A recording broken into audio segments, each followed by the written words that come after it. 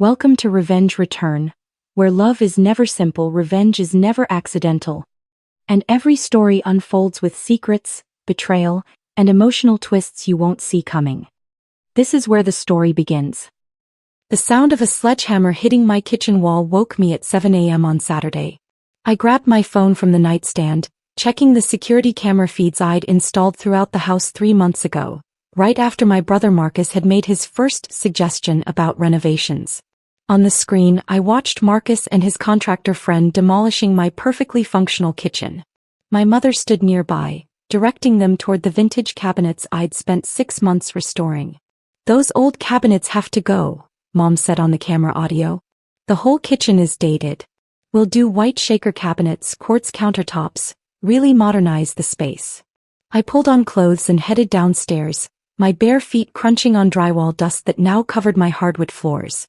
"Morning, Claire," Marcus said cheerfully, sledgehammer in hand. "Hope we didn't wake you. Wanted to get an early start on the renovation." "What renovation?" I asked carefully.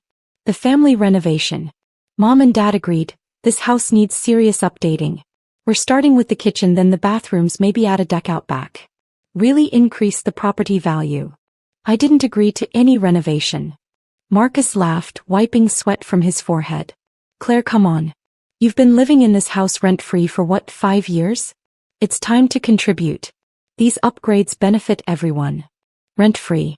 In the house I'd purchased at age 29 for $520,000, fully renovated myself and owned free and clear. "Marcus, this is my house. I own it. You can't just demolish my kitchen." "We looked into it," Dad said, appearing from the garage with a box of tile samples. "Family property can be improved by family members for the collective good. We're not changing ownership, just making the house nicer for everyone." "For everyone?" I repeated. "You don't live here yet," Mom said meaningfully. "Marcus and Stephanie are thinking about moving in. They need more space with the baby coming, and this house is too big for you alone anyway." I stood in the ruins of my kitchen watching my brother demolish walls, my parents plan my displacement, and understood exactly what was happening. They were taking my house. Slowly, systematically, under the guise of improvements. "I need coffee," I said quietly. "I'm going out." "Bring back donuts for the crew," Marcus called as I left. In my car, I pulled out my phone and called my real estate attorney, James Patterson. "James, they started. They're demolishing my kitchen right now. Without permits? Without anything. They think they have legal right to renovate because I'm family." "Jesus. Okay, I'm calling the city building department. This is an illegal renovation on property they don't own. How fast can you get me proof of ownership?" "I'll send the deed in 2 minutes.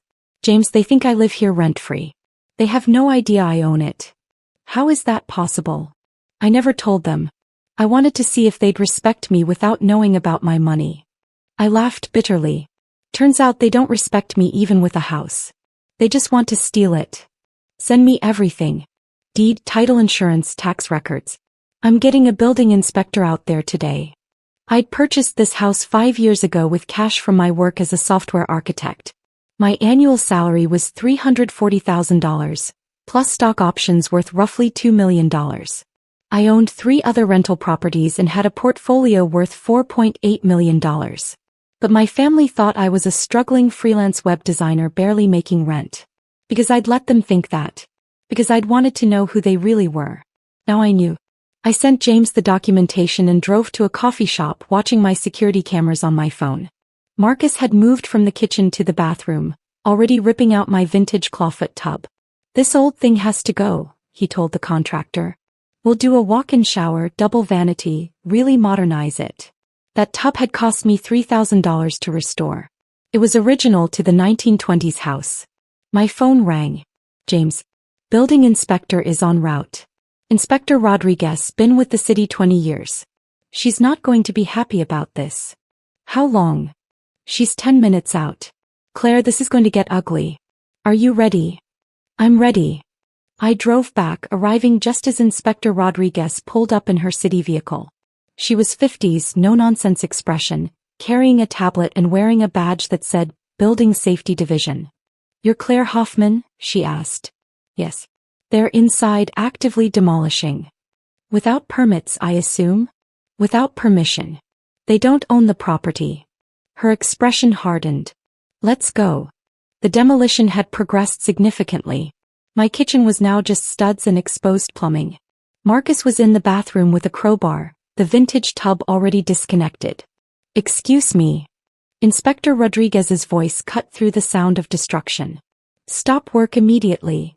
Marcus looked up, annoyed. Who are you?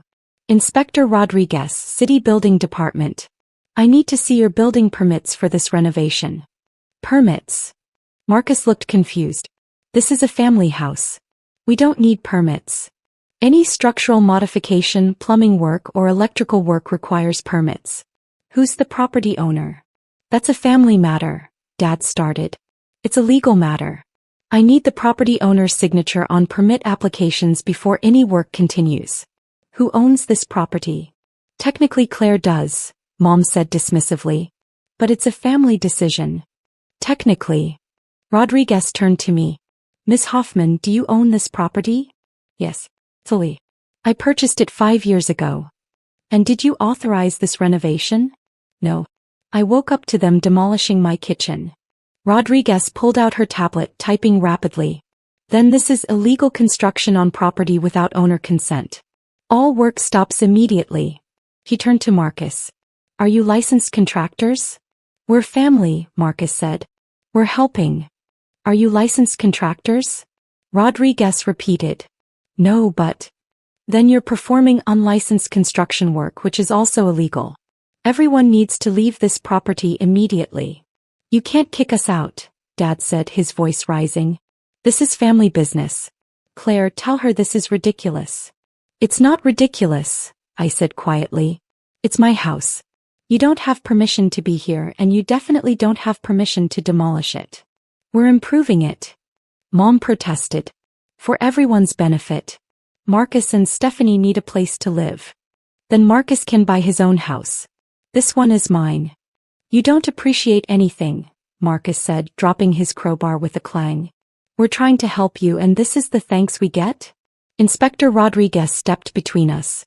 This property is now under stop work order. No further construction is permitted without proper permits and owner authorization. The violations I'm seeing: unpermitted demolition, unlicensed work, structural modifications without inspection. These carry serious fines. Fines. Dad's voice cracked. We're not paying fines for improving our daughter's house. Your daughter's house that you don't own and didn't have permission to modify, Rodriguez said flatly. She pulled out official forms. I'm issuing citations for unpermitted construction. Each violation carries a fine of $500 to $5,000, depending on severity. Preliminary count: 6 violations. Total fines, approximately $18,000. The room went silent. $18,000? Mom whispered. Plus restoration costs, I added. You demolished a $40,000 kitchen and a $3,000 vintage bathtub. You'll be paying to fix everything you destroyed. We're not paying for anything. Marcus shouted. This is insane. We were helping. You were committing property crimes, Rodriguez corrected. Destruction of property, trespassing, unlicensed construction.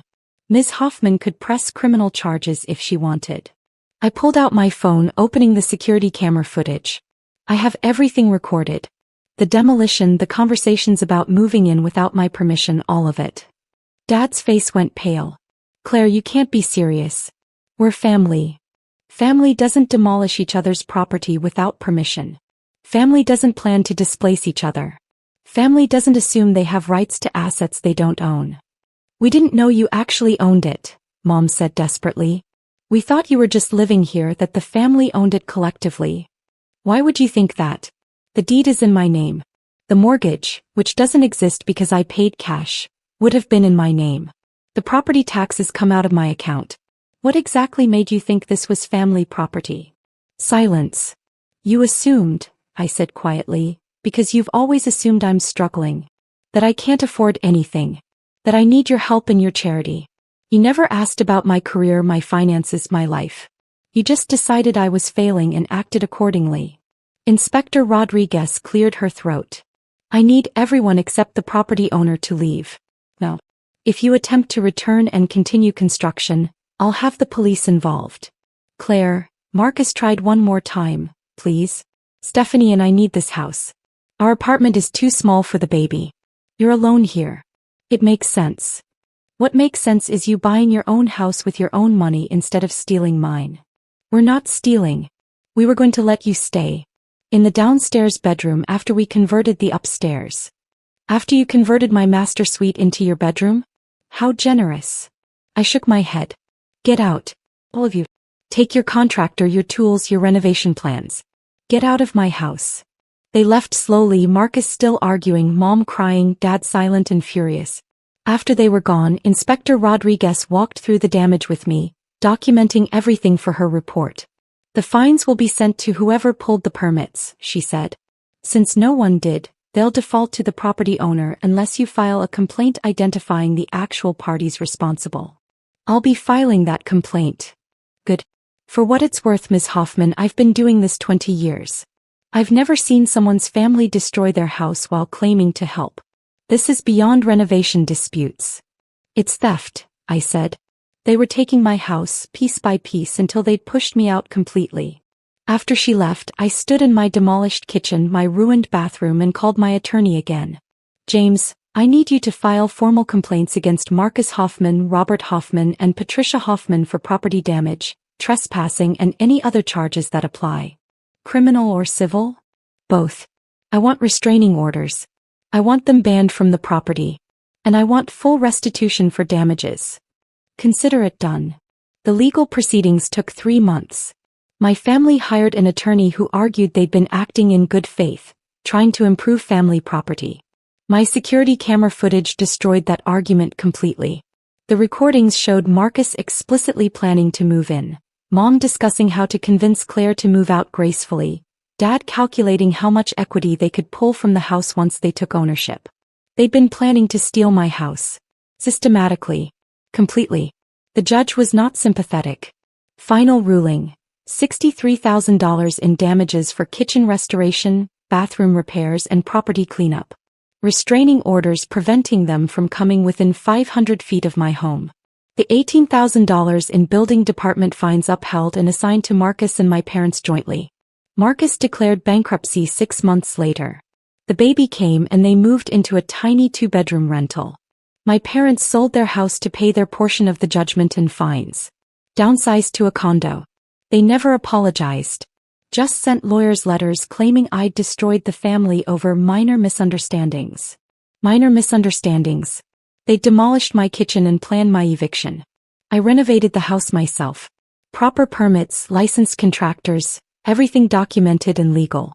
The kitchen is beautiful now. Custom cabinets, professional-grade appliances, exactly what I wanted. The bathroom has a new vintage clawfoot tub. Cost me $4,000 to find one comparable to what they destroyed, but it was worth it. My brother's family drives past sometimes. I see them on the security cameras, slowing down, looking at what could have been theirs. What was never theirs. What they tried to steal with sledgehammers and false assumptions. The building inspector's report is framed in my office. A reminder that property rights matter. That ownership is legal, not emotional. That family doesn't mean entitled to everything you've built. The little house they'd planned to upgrade and inhabit? It's mine. All mine. And always will be. No permits required for that truth. Just a deed, a backbone, and the willingness to call the city when your family decides to demolish your life. Best call I ever made.